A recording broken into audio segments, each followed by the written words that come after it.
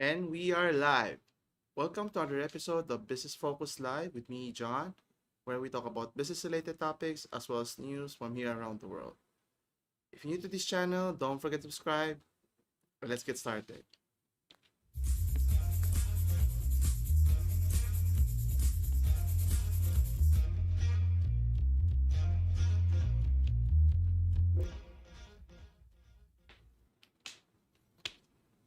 And we're back. Thank you again for joining today.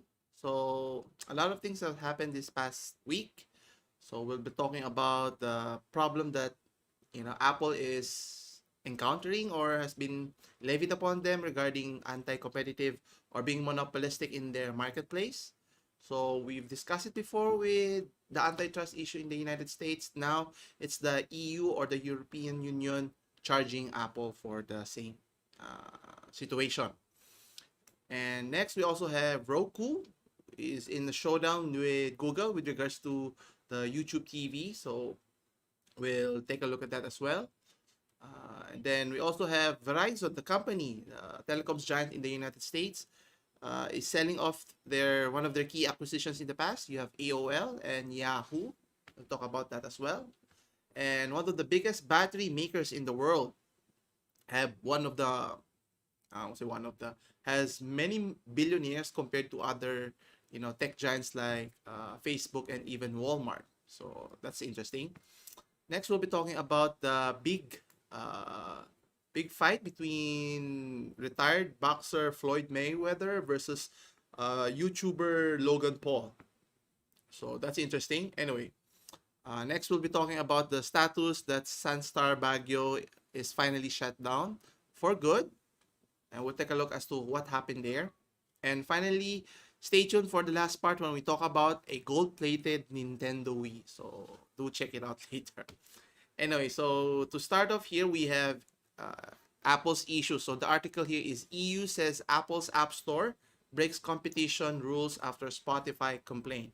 So according to the article here in at cnbc.com, there were mentions according to Margrit Vestager, the head of competition policy in EU, where she stated that the preliminary finding is that Apple exercised considerable market power in the distribution of its music streaming apps to owners of Apple devices.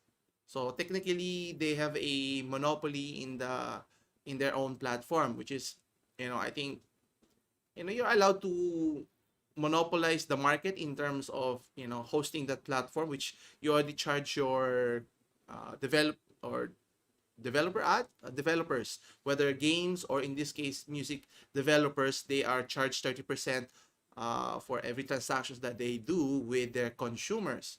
But what's interesting here is Apple is competing within the same platform. So obviously, if you're familiar, Spotify, the big music streaming services that is very popular. It has music, podcast, just to name a few, one of their features. And guess what? Apple is also delving into the same realm. And what's important here to understand is obviously this gives them a significant advantage in terms of obviously prioritizing their platform over other competitors, and as well as charging practically none, no fee that they have to pay compared to other services here.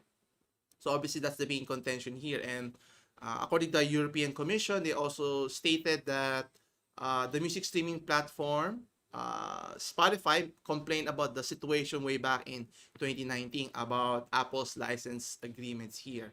And that, as mentioned, that the developers have to, or app developers have to pay a 30% levy for all subscription fees that's using the App Store here. Now, if you've heard the fight between Epic Games with the banning of Fortnite, again, Apple's is in court right now in the United States to address that issue, whether there's anti-competitiveness or should the government step in and do something about it.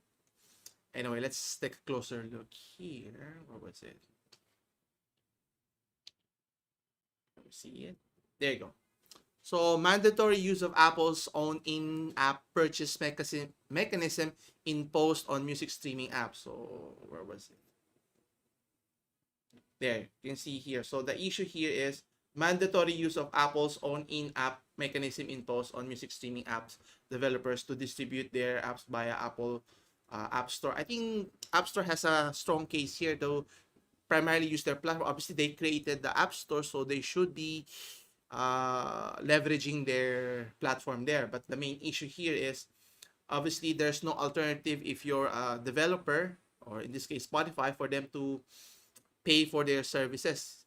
It has to go through App Store here. And as mentioned, app developers are unable to inform users of any alternative ways to purchase the same apps elsewhere. So this is kind of tricky if you're depending on the App Store here. If your primarily customers are in the iOS ecosystem, how about in Google? Actually, Google's is the same boat, because it's just more prominent here in the Apple App Store here, which is, what can a developer do here if they have no choice? And if you are customers, obviously, especially if you're an Apple user, whether you're using smartphones or any devices, you're locked in their ecosystem here.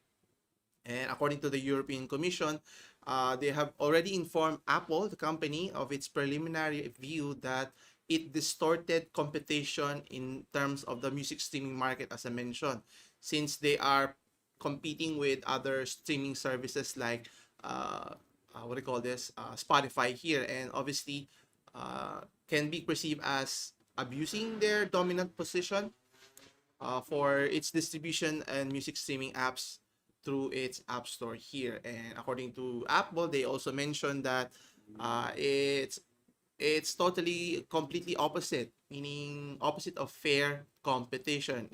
That's what they're contesting. But they're also saying that Spotify has become the largest music subscription service in the world. Question is, was that due to Apple's platform, or is it Spotify's services, or is it a little bit of both here? And Apple, the company, is stating that they're proud of the role that they played in. And again, they're stating that they want all the benefits of the App Store, but don't want or don't have to pay anything for that. Now, obviously, is 30% a bit steep?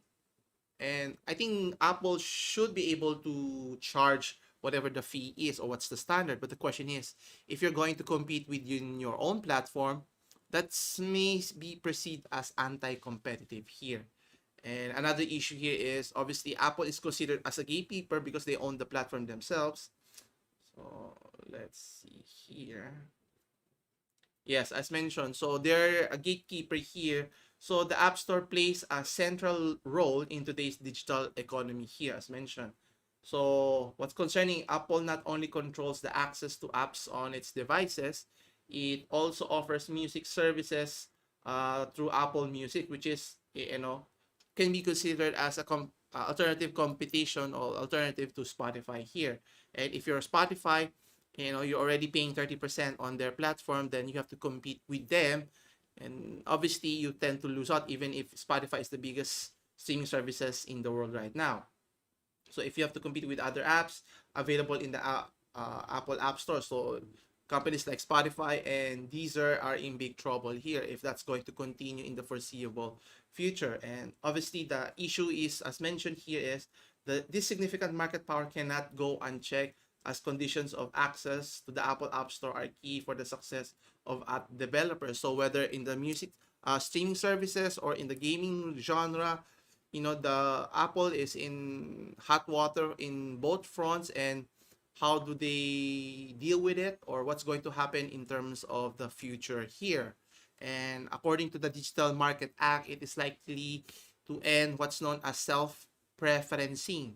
So in the App Store, when you're searching the results in an app, Apple product prioritize those developed by the tech giant. Obviously, they would like to prefer their own products versus other companies or developers here. And obviously, the point of the antitrust issue in the EU or even in the United States is obviously the idea to give smaller app developers, not just smaller, I think any app developers give them a chance of being found and chosen by consumers. Now, obviously, if you're a bigger developer, you stand a better chance. That's why in the case of Epic, they are willing to go toe to toe with Apple in terms of going to court, even losing out tens or even hundreds of millions of dollars of revenue, knowing that they're not dependent on their platform.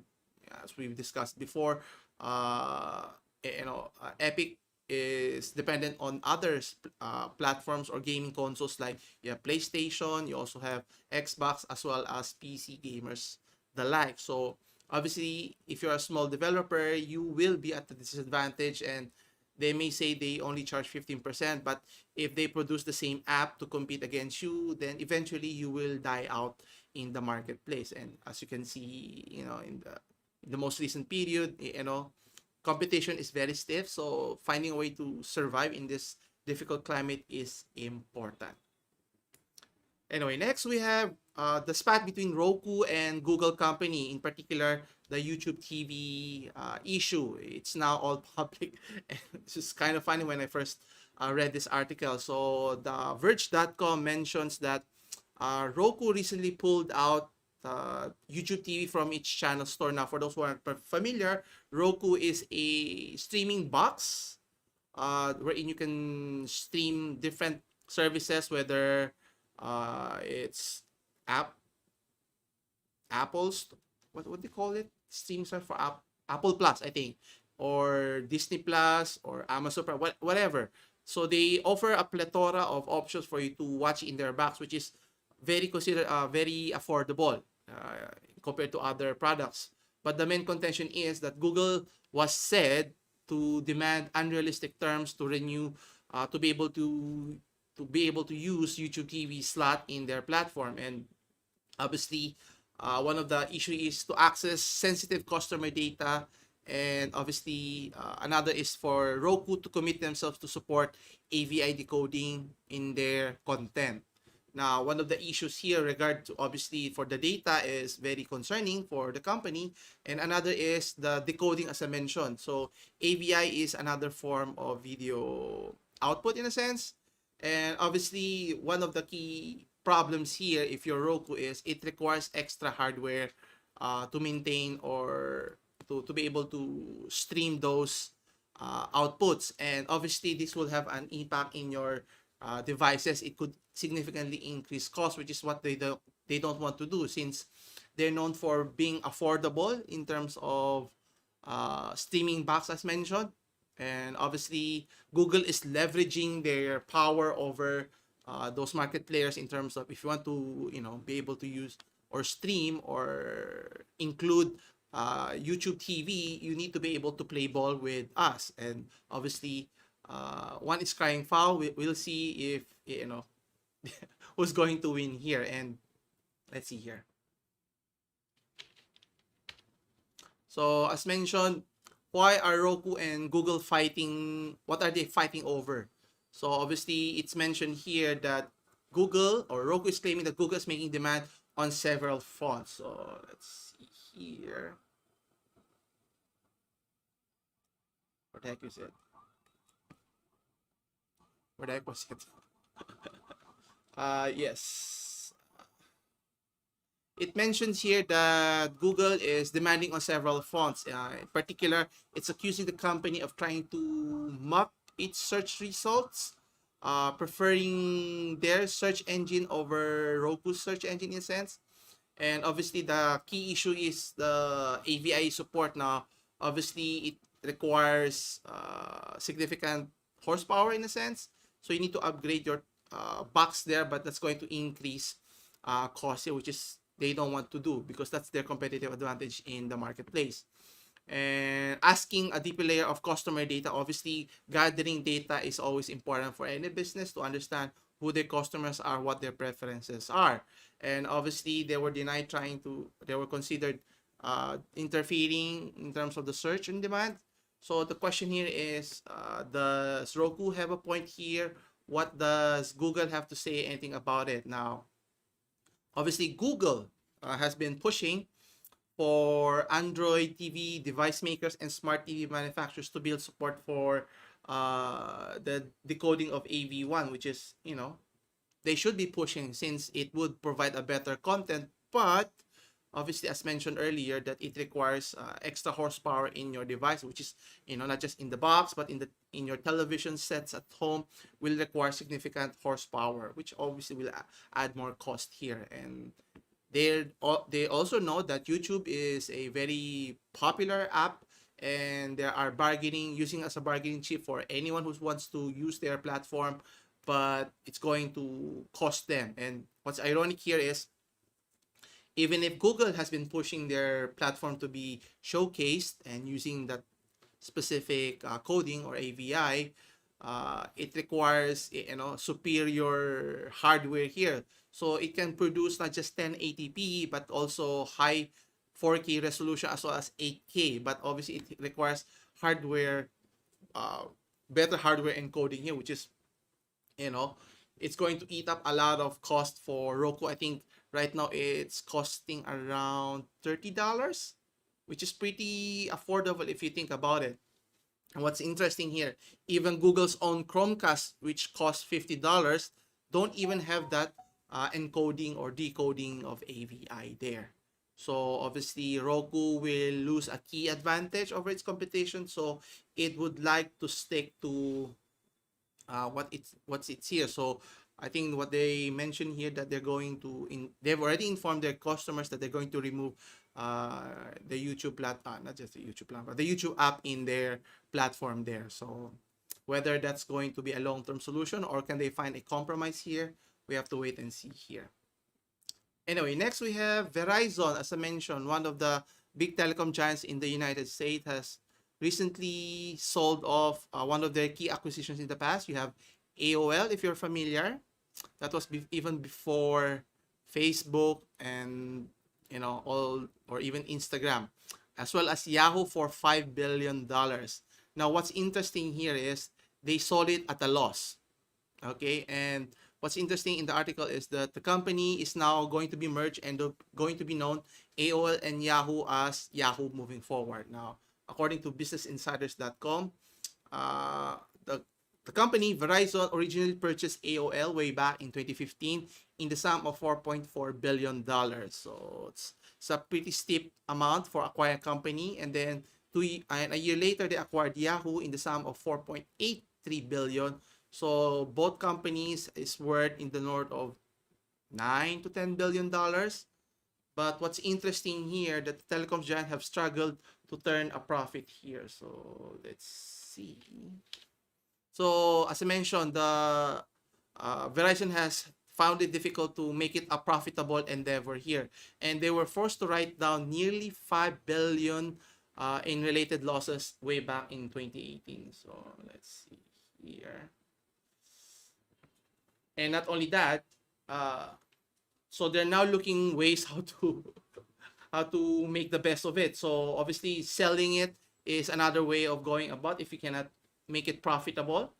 And they were able to find a company to buy those two companies at a loss. So at a bargain for the company buying it, the big loss for Verizon for selling it at a cheap.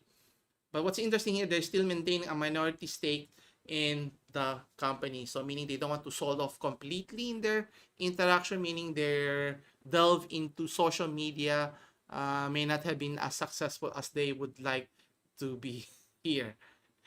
Anyway, what's interesting here, the new company formed by AOL and Yahoo will be known, as mentioned, as Yahoo, and the new owner who bought this is a private equity firm known as Apollo Global Management here. So if you're familiar with the company, the billionaire CEO Leon Black was recently in a scandal where he recently stepped down earlier this year, as news emerged when Mr. Black had financial ties to the disgraced financier Jeffrey Epstein. If you're familiar, the sexual offender who was charged at that time. So Apollo and Verizon expect the deal to be closed sometime later this year. So hopefully the company could turn around those two companies. Anyway, next we have here is, as I mentioned, you'd be surprised who's the main supplier of batteries worldwide. It is a Chinese company which has produced more billionaires than Google or Facebook, which is kind of surprising when seeing this article. And according to Forbes.com, the Chinese maker of batteries and electric vehicles has now more billionaires in the Forbes list compared to other publicly held companies. So they have a staggering 9 billionaires with fortunes of 1 billion or more, uh, owing to the company that have stakes in CATL or contemporary empirics technology here. So what's this company do? What do they do? What's their primary business? So as I mentioned, they supply batteries to big automakers, including you have BMW, you have Volkswagen, you have Daimler, Mercedes Benz, just to name a few. And obviously, in terms of electric vehicles, it has significantly increased in terms of demand, so boosting their production, their products into an all-time high, making the chairman and founder of the company, 52-year-old Robin Zhang, is now considered one of the richest, 47th richest person in the world, in the north of $32.5 billion. So you also have other executives in the company who have benefited from this uh, big growth of the company here. So let's see here. So you also have other executives, namely the co-vice chairs. You have Wang Jilin and Li Ping. So let's see, where is it? Yeah, here. So you have co-vice chairs. That's net worth around 14.7 billion and 6.7 billion respectively. Then you also have early investors Pei Zhenhua, who purchased a stake way back in 2015 and is estimated to have a net worth of 8.5 billion. You also have Zhao Fenggang, worth 2.4 billion, Wu Kai 2.3 billion, Wu Yingming 1.9 billion, Chen Gongxiang 1.8 billion, and Chen Yuntai 1.3 billion. And what's interesting here, 4 of the 5 people mentioned here hold various management roles in the company here, which is, you know, it's a big windfall for for those players, right?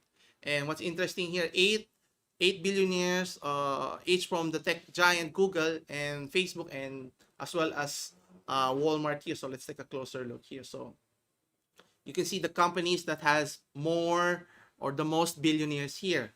So you have Google, Facebook, Walmart, all having at least 8 billionaires, while CATL has 9. So, despite a Chinese company, they are able to produce more billionaires than most companies are able to provide here.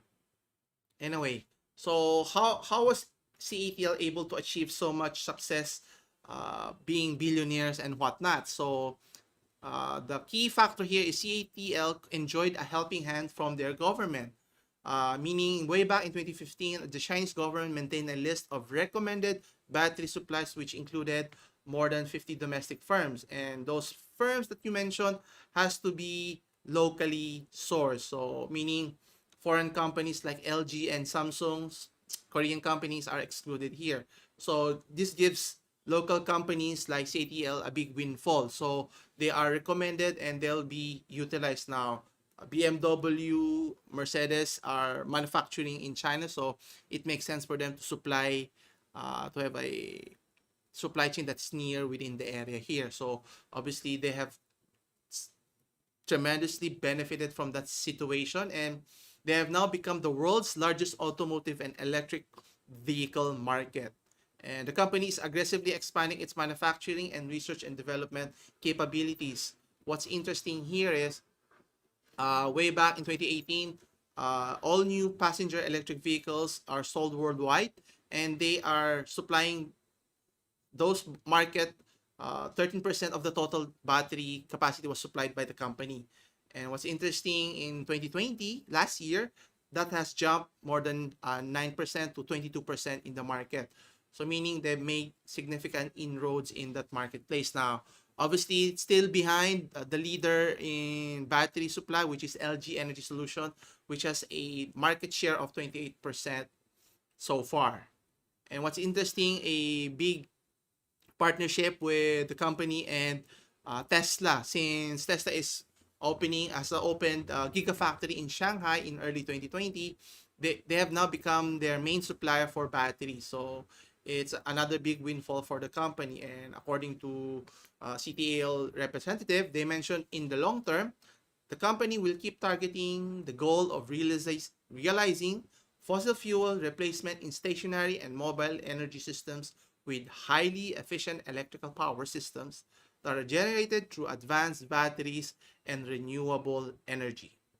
So question here is, will it continue their windfall in terms of generating more and more batteries and generate more revenue for the company? Well, based on the trend, that's what's happening right now, right? Left and right major car manufacturers have been shifting their production, not just in standard combustible engine. They're now focusing on electric powered vehicles. Now, how fast is the adoption? One has to wait and see, because as mentioned, I think the key contention of electric vehicles, for all its benefit, there's still a lot of downside, especially I think we discussed it last time regarding the adoption of people of using EV. Some have reverted back to using fuel powered engine because the mileage is very minimal compared to fuel powered engine, and the time it takes for you to refuel, obviously when you go to a gas station, just takes a few minutes, pump the gas into your car, then you can move after a few minutes. But in terms of charging your electric vehicle, that's going to take hours or sometimes even overnight, depending on the where you get your power supply. So that's going to be a problematic issue. What I'm interested in the technology advance in vehicle is the AI capability. I mean, self-driving vehicle. I'm more interested in that, whether you adopt it for regular combustible engine or you apply it in electric vehicles. Does that matter, right? So people can choose whether they want fuel powered or electric powered for their vehicle here. Anyway, next we have is the big fight that's happening later this year. What's interesting here, it's not your typical heavyweight fighting, not Anthony Joshua, the heavyweight champion. Here we have a retired boxer. We have Floyd Mayweather, and of all people he's fighting is a big YouTuber star in Logan's Paul, where they're going to fight for big money, which is kind of surprising if you look at it. Logan Paul having no background in boxing, then Floyd Mayweather, who has background in boxing but has been retired for several years already. But that's going to give them a big payday compared to when Floyd Mayweather was fighting in his prime. And according to the Sun.co.uk, so it was mentioned that Mayweather mentioned that if he were to fight today, he could easily earn $35 million, which is a pretty hefty sum. But here's the interesting part. In this extravagant exhibition, it can earn him almost double the amount, 65 million or even more. And he projects to earn him or get him at least 100 million against Paul Logan here, which is, when I read this article, it was surprising. How can you earn so much if it's not a big heavyweight match in a sense? So, reading the article, digging through the article, I found it very interesting here. So, let's see here. Where is it? There you go. So, according to the article here, so it's going to be a 6 rounds exhibition. So, 6 rounds less than the typical, heavyweight, about 12 rounds. And what's interesting here, they're going to be paid more than what they were earning before. So, in this case, they mentioned that it's going to be entertaining in a sense. So, you can see Logan Paul holding the money here. Anyway, so it's what's mentioned here. It's a 6-round event, so people are going to enjoy it and hopefully find it entertaining.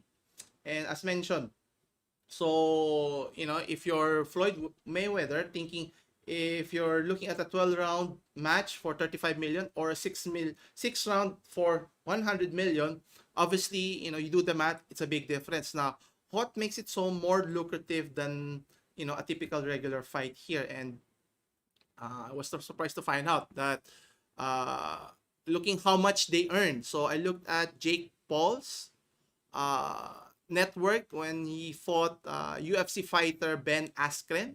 So let's see here. So you can see here in the previous fight for Jake Paul, brother of Logan Paul, you can see here it was reported 1.5 million people watched the fight, pay-per-view, right? So you can just imagine if it's $50, multiplied to 1.5 million, that's $75 million already. So obviously, if there are more people watching it, it could generate more revenue here. Now, obviously, those two are not necessarily big headliners in the boxing realm, but gives you an idea of how much money is involved here. And what's interesting here, in their fight, Paul only netted 700. That's just the base salary here. While on the other hand, Mr. Askren garnered $500,000 in terms of base salary. This is not taking into account incentives, win bonuses, percentages of pay-per-view. Obviously, if you're the fighter, you want a bigger share of the fight there. And they're leveraging their notoriety in a sense, popularity in the sense. And you can even imagine, so here we have another example of Floyd Mayweather's fight with Conor McGregor last time. So if we were to take a look, where was it? Yes. So in terms of the gates, where was it? I forgot where's the gates here. Yeah, so in terms of the gates, yeah, so if it were a live event, so obviously people can visit and watch the fight. It generated a pretty substantial amount, pretty lucrative. 13,000 tickets were sold for the amount of a little over 55 million, right? Meaning a lot of people went to see it, and that's on top of the pay-per-views that people watch to tune in. And here we have how many people tune in? Yeah, so there were 4 million domestic buys. So you do the math. So if it's $50, could be more per pay-per-view buy, so that's 200 million without breaking a sweat. So it's always about the numbers, how many people are watching it. Now obviously McGregor has a big following, yeah, Mayweather has a big following, that's why it makes for a entertaining event, whether whoever wins here, right? And what's interesting is, what do you think will happen if it's Floyd Mayweather fighting against Logan Paul here? And if we look at the tail of the tape here, it's pretty interesting here, right? So if you're Floyd Mayweather, so you're getting up in age, you're in the early 40s, similar in my age. And obviously his background is boxing, so he has fought 50 fights and has never lost. So he brings in experience in his side. So he's the fighter here. On the other hand, you have Logan Paul, who's a very young stud, is inexperienced, no fighting experience whatsoever, has only 2 fights, 1 loss and 1 win. So what does he bring to the table now? Obviously, for many of you, Logan Paul is a YouTuber with a big following. So I think in the tens of millions of followers. So if any of those followers were to watch this event, so it can be made for a lucrative endeavor. And based on historical data, you can see how many people are going to watch the said event. And they expect, if you just think about it, if it's same number of amounts or even more, so at least 4 million buys, that could generate in the hundreds of millions of dollars, whether it's 100, 200, or even more, depending on the turnouts here. That's just in the United States, but how about worldwide? So you could just imagine how lucrative the endeavor is. So does it matter who wins or loses? Now, obviously, Mayweather has bigger at stake because he's never been defeated. Will he be defeated here? Unlikely. Obviously, he's the more experienced fighter here and more faster, so he should be able to win. But it makes a case for how entertaining the event could be. So that's why people are glued and looking forward to watching the event here. Whether who will win in? Will there be a chance for Mr. Paul here to win, or will it be a bloodbath for Floyd Mayweather here in terms of an overkill here? Anyway, next we have here we have some sad news. So obviously, with this pandemic that's happening worldwide, many companies are significantly affected and trying to survive in this difficult climate. But for some, they have shut down for good. And one of those companies, a local company here in the Philippines, SunStar Baguio, has shut down after 30 years of operation. So it's kind of sad to see many companies, but it is the nature of the beast. So to stay in relevance or in competitive nature, you have to find ways to innovate and find ways to generate revenue. Now, according to the article here at Rappler.com, they mentioned that one of the pillars of SunStar Baguio, which is based in Northern Luzon for 30 years, according to its chief editor, Osis, they have shut down. I mean, is it their fault or is it because of the pandemic here? Maybe a little bit of both. So let's take a closer look. So obviously the pandemic has, diminished the paper's revenue, and it stopped its operation way back in 2010. So let's see here. Was it 2010? Yeah. So they stopped its operation way back in March 2020. That was at the start of the lockdown, and then they were able to open a few months later, July 2020. But the problem is, by the time they resumed their daily operation, it was too much of a burden, and by then, it had already taken its toll, and obviously people have shifted their preferences in a sense, and obviously buying newspapers, has been going down recently, not just recently, but in the past few years. And you can just take a look at some of the bigger newspaper outlets, not just locally, but in abroad, have been either absorbed, filed for bankruptcy, or even shifted to online newsprint. But obviously not everyone has the resources. So in the case of the company, they actually adjusted their operations and reverted to a weekly operation. But eventually by the end of the year, December 30, actually up to January 3rd of early this year, that was their last print of edition. And obviously it's sad to see companies go under, and people who were employed for so long have to look for new jobs. And according to the editor-in-chief, they mentioned that they are no longer operating as a newspaper entity, including their social media. So they have no more updates to conduct, whether it's Facebook or YouTube. Now, obviously, printing business, particularly for newsprint, is very difficult. Obviously, you have options now online to just search for news article and so forth here. And it's not just SunStar in Baguio. You also have SunStar Cagayan de Oro has ceased its operation back in June 30, 2020. So obviously it's sad to go. It's an icon in a sense because they've been in the industry for 3 decades. So it's a big achievement, but it's sad to go.